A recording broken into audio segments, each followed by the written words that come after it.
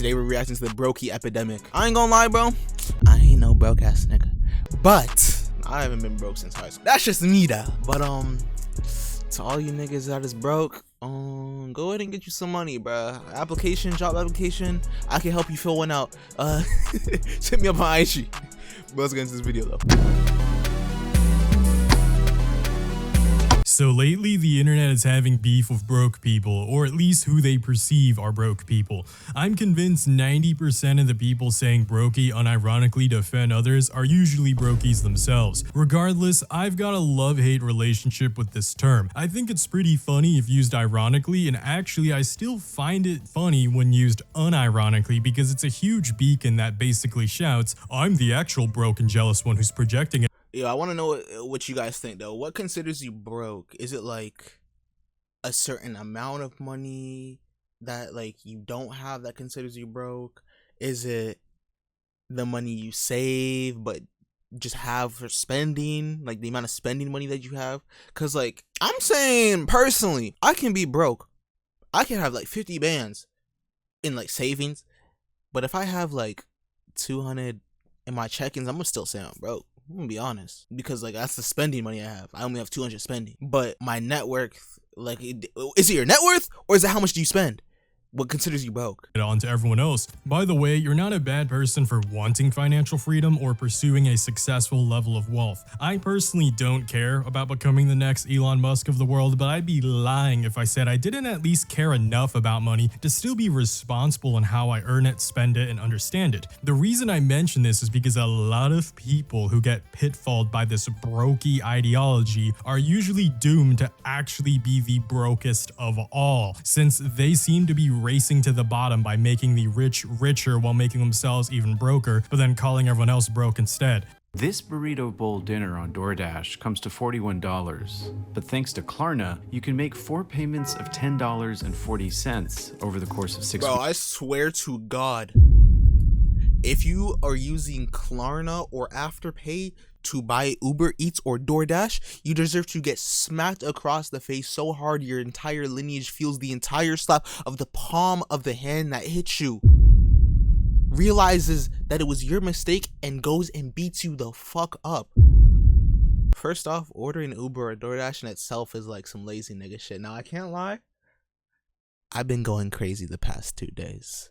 If you were to go through my shit, I spent like damn near $100, but that's because I don't got no car no more. But that's also not an excuse because I have like places in walking distance to me. So yeah, I mean, hey, it's cool to like treat yourself here and there. But if you're so broke to the point where you can't even afford it in one go and you have to finance your food, my nigga, at this point, just go grocery shopping, bro. With $40, you could at least get a meal. No, not even. If you're only going for the 10 because you want to pay the 10 just the one time, bro. With $10, you could go to a grocery store and make yourself a meal for the entirety of that's could like serve you for the rest of the night and probably the day after if you're like smart and probably not using no meat. I don't buy no groceries. Weeks instead.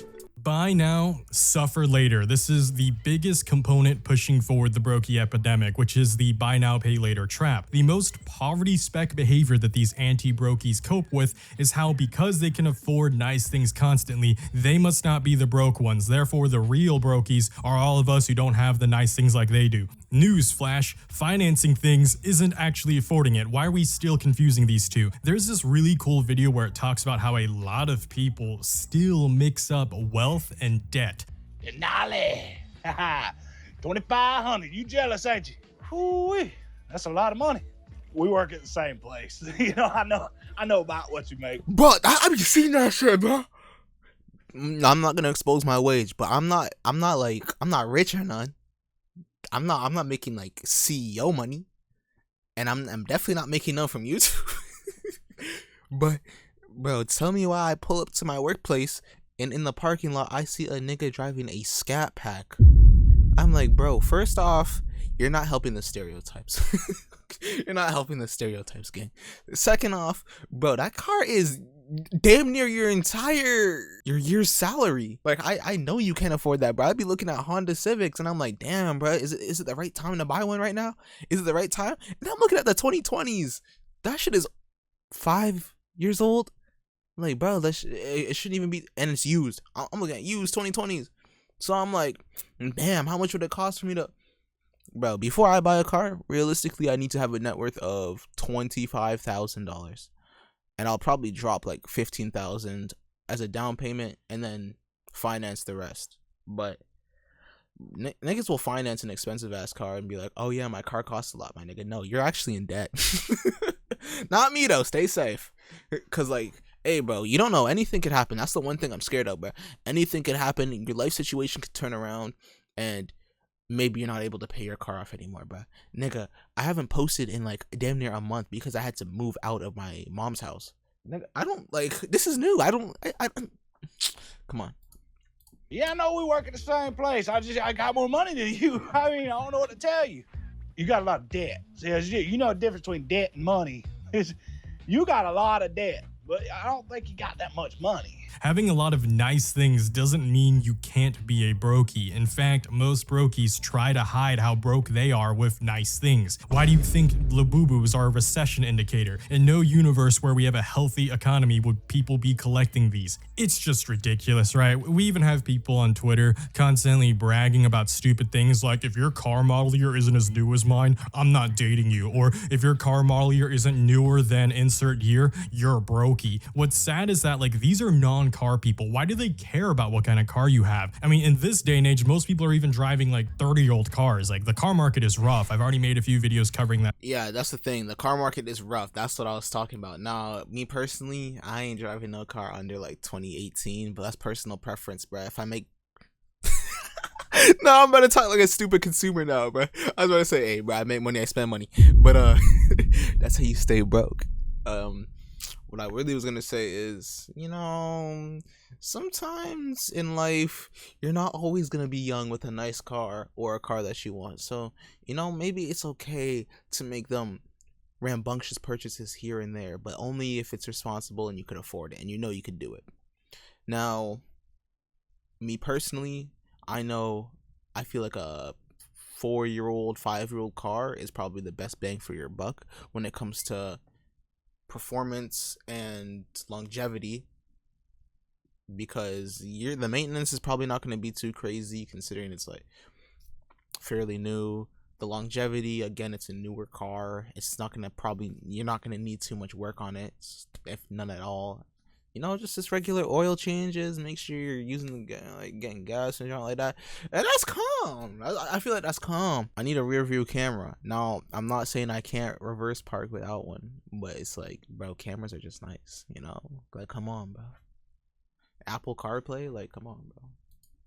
Topic. And if you enjoyed this video so far, make sure to subscribe, like, all the good stuff. But the thing is, like, lady, no one cares about your freaking 2025 Hyundai. Who cares about model year? Because in that case, a 1992 McLaren F1 must be broke AF. Oh, wait a second. It's actually worth more than their entire bloodline. Yeah, I went there. Not just her net worth, not just her grandparents or great-grandparents' net worth, or her future kids' net worth. None of them are going to make that amount of cash in their lifetime, especially with that kind of attitude. I'm so tired of peak consumerism having hijacked a lot of these broke people's brains who constantly buy stuff, and they now think that that makes them rich. Like, again, these items usually depreciate, so everyone has a plan until the rep nation attacks. Like, the only replicas I hate are replica car wheels, because it's dangerous to drive on lower quality wheels that are meant to keep multi-thousand-pound machines on the road, by the way. That is not something you should be cheaping out on parts for. However, anything else that's replicated is just funny to me, and I absolutely support anyone buying it, because most of the yes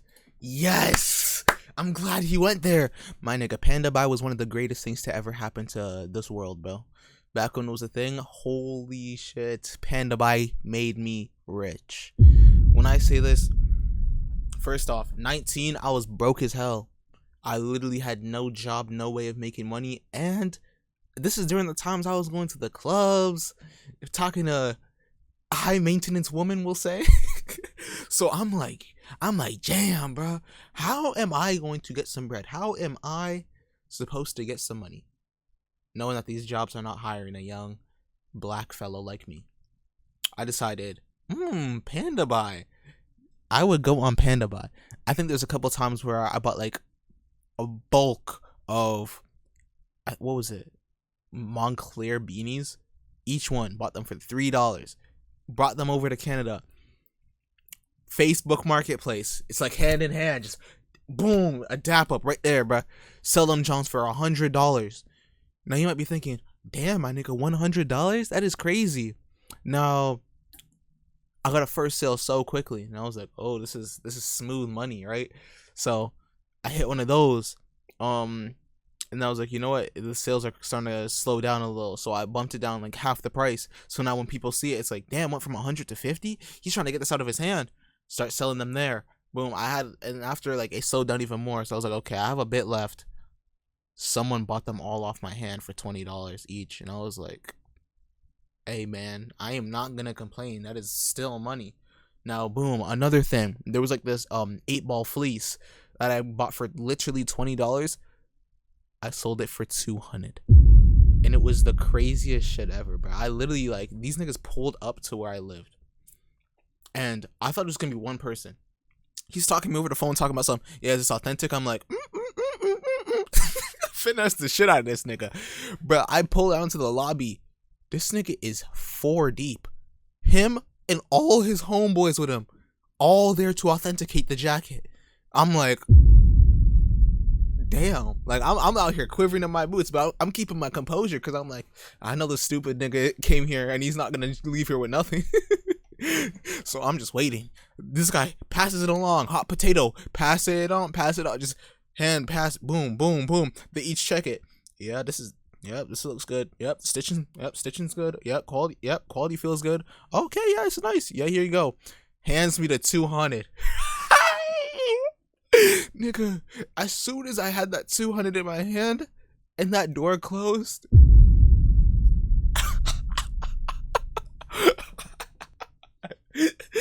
see what the money make a bitch do, my nigga? Bro, you ain't never see a smile on a black man's face so wide, bro. Like, ear to ear grinning. Finesse that. I don't go to my brother, I'd be like, I just finesse this thing. Just dap up. There's been more stuff, but I ain't gonna get into that. But oh my gosh, bro. The thing about reps is that they come from the same factory. They're just not authenticated. That's the thing about reps. It's not reps, it's not authenticated. The thing that makes the price go up is the fact that it's authenticated by the seller. That's what makes people pay the premium.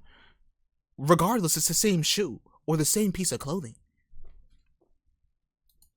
Fashion industry is a sham anyways, and most of them are actually already replicas. I've also made a video on that in the past as well. This isn't even me talking down to China. I love what they're doing. Again, I think this is funny because most things are already made in China anyways, whether it's handbags, jewelry, or sneakers. Rage baiting people of replicas has to be a commendable act of valor these days. Y'all rep boys, you guys keep up the good fight. I am so tired of people literally wasting thousands on these things, all using buy now, pay later just to get our brand label and pretend it makes them high status and they have. Bro, here's the thing about reps. If you're gonna buy a rep just to flex, oh my gosh, I have this item, you're a cornball.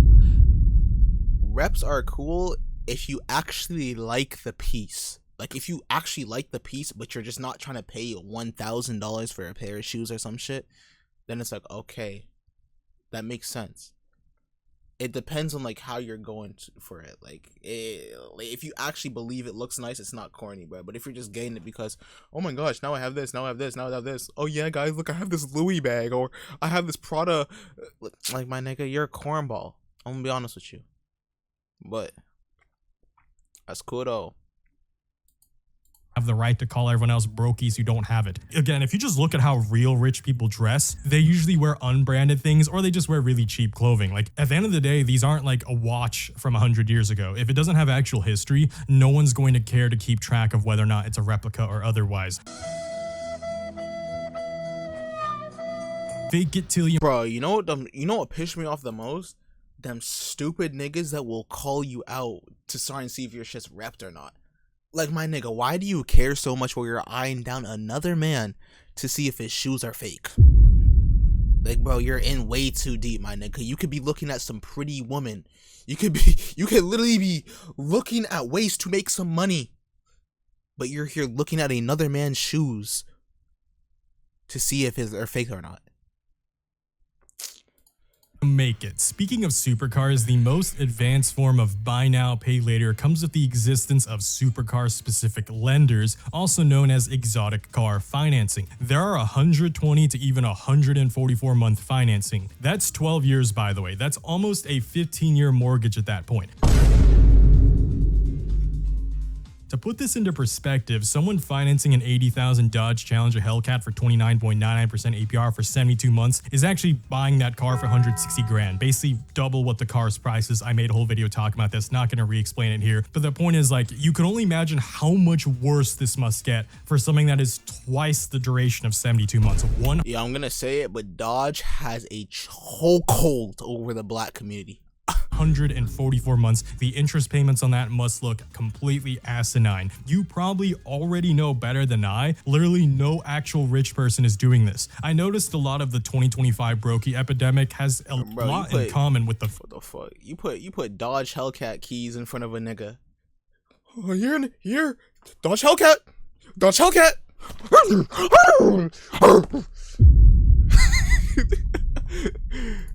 fake rich phenomenon a few years back, because during those years there were a lot of people who would just flex these supercars and whatever, and they were actually loaning them. And even so, these supercar loans, as well as these buy now pay later schemes, they actually aim for this middle class fake rich, which are people who obviously aren't in poverty, but they're also not truly wealthy, but they still have enough money to be able to apply for these loans to begin with, and therefore fall for these traps. So Cara Nicole has a cool video series covering the fake rich phenomenon if you need a better explanation. But someone who is actually rich also isn't applying for these loans either, since if they really did want a loan on a supercar, they'd probably just do 3, 5, maybe 6 years at most, or they'll just buy in full. And I know that some finance bro is gonna hit me with the no, it's called keeping your wealth streams open. Why would you sink 200 grand at once? Which is why buying in full is stupid, because I need to open up that cash for other opportunities. Let me do some actual finance speak for these wannabe finance bros. Keeping wealth streams flowing makes sense if you're loaning something at a lower interest rate than the market rate. This is one of those things, you're gonna see this later in the video too, where the phrase they're saying is true, but their understanding of it is completely incorrect. And sorry if this is starting to get dull and not interesting, so for younger Gen Z, jingle, here's me building a V8 engine in Minecraft using redstone, like, because I built a lot of cool things in this game. I might start a second channel on it. That's something I might do in the future. Anyways, there's a very low chance that the supercars loan in. Here's one thing about cars. Niggas will say, I'm getting this car as an investment, or I'm investing my money into a car. Let's just cut the bull, you know. Let's just take off the cast, but let's just rip off the band-aid real quick, brands, be for real.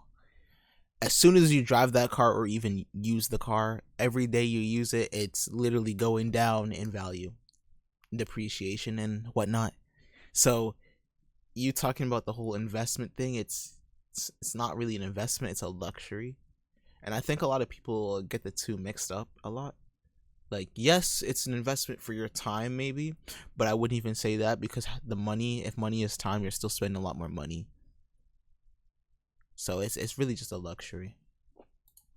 Interest is going to yield more profit than the index fund. So they have to ask themselves, can the content I make with this actually beat the market rate? The answer is oftentimes no, especially when you factor in insurance, wear and tear, depreciation from all the wear and tear, and again, depending on what interest rate they have, because that'll make it worse or better depending on how good they did, depending on their credit score. So, but what I'm talking about is, like, a lot of these fake rich people who make fun of brokies, they always own entry-level supercars that they then loan for 144 months. And these entry-level supercars, be completely honest with me, for all the car guys out there, are you really interested in seeing the 20,000th guy start a vlogging career on YouTube or Instagram with yet another Lamborghini Huracan? And yes, there are now that many of them made. And yes, every single one of them are vloggers as well. True wealth is usually being at the top of these wait lists and getting not entry-level supercars for one. They're getting very special commercial, high-end hypercars even, that all have their examples already spoken for. And a lot of these entry-level supercar owning finance bros don't even know what that phrase means, which proves that they're the real Brokie here. Never ever fall for these fake finance gurus, and anyone outside the car bubble, you guys are probably rolling your eyes for the best reason, because you guys already know this. You know that a lot of supercar flexers online, especially in the post-quarantine world, are grifters. But the amount of car guys who still think it's the 2017 supercar flexing meta and give the cope of bladed, I trust this guy because he's a Lambo and you don't. Your Corvette's broke boy status. Like, all right, go buy their crypto this time for sure, right? That one's gonna go to the moon, The old adage of fools are easily parted with their money still rings true even to this day. But unfortunately, the idea of being anti-saving is yet another component that's pushing forward this Brokie epidemic. Sometimes you gotta spend money to make money. If I had $1 every time I heard this phrase, I'd have more money than everyone who says that phrase combined, which isn't that. Now look, bro. It's okay to spend money to make money, bro. And sometimes you do have to spend money to make money. But it's smart spending that makes you the money back, not reckless, wild, rambunctious. Like me buying this camera so niggas could see me better and it's not drowned out in light, you know, or so people could just see me in general. New camera, by the way. That's me being a consumer. Or like, again, me just buying these things so I could actually use them for future profit. Or even for, like, yeah, this is, damn, a nigga's not saying nothing.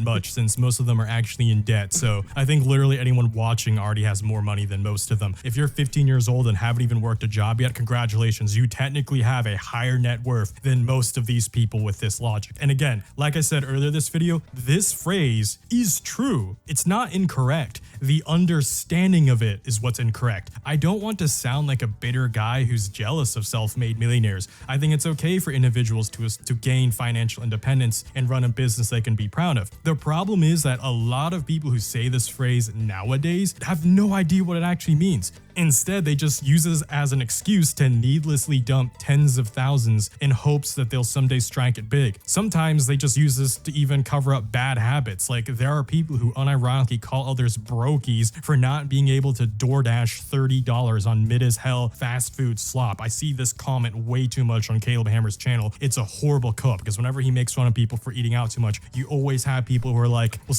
Bro, niggas will call me broke because I don't tip my drivers. Now, I'm not gonna lie, I've heard this way too many times, bro. I don't care that I don't tip my drivers, bro. Cancel me all you want, bro. Do whatever you want to me. Bro, if you really cared so much, I'm not gonna lie, nah, it is pretty ignorant of me to say, but some people really are struggling, and it's like, damn, my nigga, I'm really like at the lowest point of my life. I need to do this DoorDash or this Uber Eats stuff.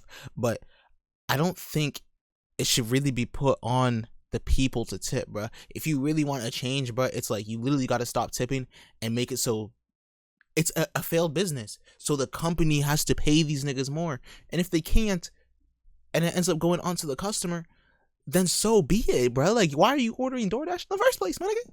Just go outside, take a little stroll, and get your little food. And if you can't do that, cook. And if that doesn't work either, then the business was just meant to fail. Sorry, you guys are brokies who can't afford $30 meals. I'm on a busy schedule. I'm grinding, bro. I can't be wasting time shopping or cooking. Ew. If you were rich and successful, you'd understand that you gotta spend money to make money. I don't know a single real wealthy person, especially not the Koenigsegg or Pagani owners, who would order fast food DoorDash under the guise of it helps me grind, bro. Real rich people get it. No, they have personal chefs instead. Heck, some of them do just learn to cook too, because it's fulfilling. I love cooking, all right? It's not that hard. These grind set bros are the most susceptible to falling for literally any scam, since instead of accepting the true meaning of grind set, which means being in it for the long run, a lot of them actually want get-rich-quick schemes. And to give a better example for a lot of the younger people watching who will understand this one, forget businesses, this also applies to content creation. If you haven't even started a channel or started streaming yet, should you really be buying a $5,000 gaming PC, $2,000 camera, $1,000 XL? Hell no, bro. Hell no, bro. Now, I'm not gonna lie. The way I got all my equipment, I got it for free. I used the method, but I ain't gonna say anything more. But but the computer junk, that wasn't for content creation. Like, me getting my computer was for like personal. Like, I always wanted a computer growing up. I'd always see my friends playing like Fortnite and stuff, playing PC, and it's just like, I want to save up to get one so I could play with them. The content creation was just, and then the music just ended up coming along. So I ended up using my computer for more things than what I thought it would be. So now it's just here, and sure, it can be an investment, but now it's just like a tool for the things I like to do, this being one of them. But bro, you don't need no $1,000 mic, a $5,000 computer. I think my junk's like 1,500 if I really calculate it all. And I was really getting all my parts on sale, to be honest. I have like speaker monitors for music. I got them from Facebook Marketplace, and they're like JBL speakers, bro. And I literally got them for $200 each.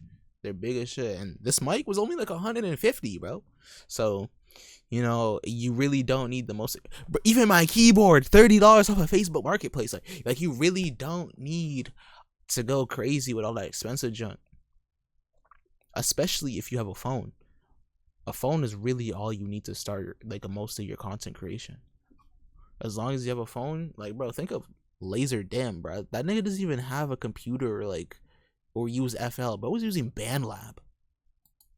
Our microphone? No. But there are unfortunately people who answer, yes, I do, Bladed. I need to spend money to make money. The better my equipment, the more subscribers I'll get. That's exactly how that works. So when you go $8,000 into the hole without any profit or even any viewers or without even a plan or without even starting your channel, what happens when 3 months passes by? You give up. And this isn't me talking down to people. So Healthy Gamer GG has a good video on this topic. I'm gonna summarize it briefly. A lot of people like to move the goalposts, and then they wonder why they're lazy or why they're disappointed that they aren't succeeding as fast as they wanted to, and why they want to give up now. So they call themselves lazy, they call themselves not determined, they have problems with motivation, they give up too easily. Believe it or not as many people are actually as lazy as they think they are, including most of you watching. Things in life get hard because we sometimes are guilty of making them needlessly hard, and this does apply to this exact phrase. The greatest content creators, the most successful authors, investors, and businessmen, all of them have one thing in common. They just started. And the first few things you make, by the way, suck. But that's okay, because guess how you get better? You suck first. You lose, and then you know how to not lose and how to play the game better, so then you start winning. The lower the barrier of entry it is, the more your brain actually wants to do it. Please stop moving the hurdle. Moist Critical and many big creators still use USB microphones. I think he in specific uses an Audio Technica 2020. That's literally what I use right now, bro. AT2020. That's all you need, bro. And look at his viewership, right? I don't think the general public will care about the 10 to 20% difference between a USB mic and XLR, and I know it's gonna hurt some audio files. And why do they call themselves that? No, I'm not gonna lie, my shit is XLR. I don't know why his is USB. I could plug my junk out from the bottom right now. But as long as you know how to tweak your audio and make it sound good or bearable, that's all that matters, bro. You just need to make sure you can make it sound good. And this is good enough. You don't need like the best studio quality mic. You're not making music. You're making a YouTube video or content. That you guys might need to rebrand what you guys call yourselves. I know file doesn't have like a bad connotation, but with what it's commonly associated with nowadays, that just feels like a dirty word to say. But like I literally have a Shure XLR now, 8 years later in my YouTube career, and I bet hardly anyone cared my microphone even changed this year. Most people probably didn't even notice because they have such cheap headphones that it basically cancels out the 10 to 20% difference anyways. Like basically, if you have a USB mic or XLR mic, you sound good enough to most headphones. Just spend $100. You're more than good enough. Because if you only spend $100 and just start going off the rip, because most smartphones these days have good enough cameras. You don't need a super good camera off the rip. When you spend nothing or hardly anything, the first few months of even making a few dollars to a few $10 to even a few $100 instantly covers your starting expenses, so you don't feel demotivated. You feel the opposite. You go, whoa, I spent $100 to start this channel. I'm already making $200 after a few months. I feel great. I'm going to keep going. Whereas if you spend $8,000, you will see the $200 as a failure. You'll be like, oh, I've been doing this for 3 months. I only made $200. I'm still $7,800 in the hole. And that's the problem. It recontextualizes everything. Tying this back in the video, it's like leveling in a video game. You know when you pick up a weapon and it's too high of a level for you currently, and it gives you the warning of this item's gonna have reduced stats until you properly meet the requirements. $10,000 of equipment is worthless to someone who just started and has no idea how to correctly use it. There are beginners out there who set up XLR microphones worse than how a USB microphone sounds out the box. That is just a fact, which is why you need to wait until you know what you're doing first before you upgrade the equipment anyways, because you've already made money by then too. So they develop the skills properly and meet requirements correctly. That is why the phrase of spend money to make money is a correct phrase, but not many people, or rather almost no one these days, ever uses it correctly. And it sucks because now people think it's an incorrect logic for your business, because it is okay to scale up your business after you've proved your business works. Don't scale up something that doesn't exist. If you haven't even started yet, there is nothing to scale up yet. You are needlessly raising your barriers of entry. I'm not going to repeat it. Rewind 5 minutes to rewatch everything what I said about authors and successful people and the barriers of entry, whatever. Okay. Anyways, that's my rant on this Brokie epidemic. I want to know what you guys think about the whole Brokie epidemic. Are you guys broke? Let me know what you guys think in the comment section below. Don't forget to leave a like, subscribe, post notifications, binge watch the rest of my videos. Love y'all, appreciate y'all. Instagram, link in the bio below. Go ahead and follow me on IG. And I'm out.